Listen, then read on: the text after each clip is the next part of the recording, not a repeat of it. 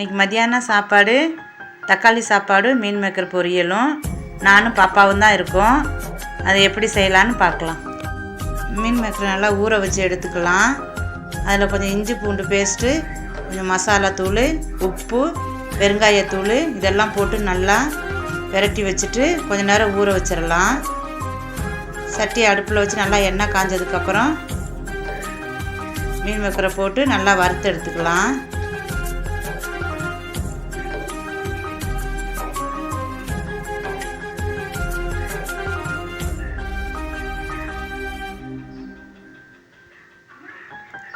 நல்லா வறுத்து எடுத்தாச்சு.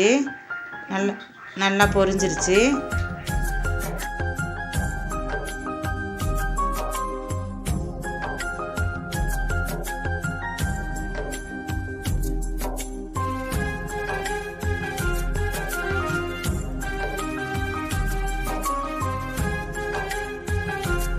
மீன் மேக்கர் ரெடி ஆயிடுச்சு. அதே எண்ணெயை வேஸ்ட் பண்ணாமல் அதிலே சாப்பாடை தாளிச்சிக்கலாம். வெங்காயம் கொஞ்சம் போட்டுக்கலாம், சின்ன வெங்காயம்.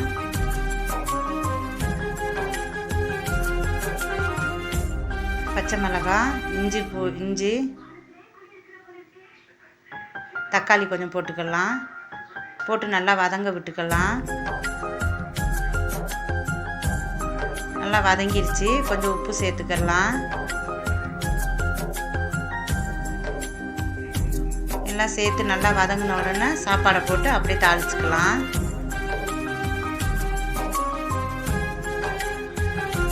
நல்லா கிளறி விட்டுக்கலாம், எல்லா இடமும் சேர்ற மாதிரி.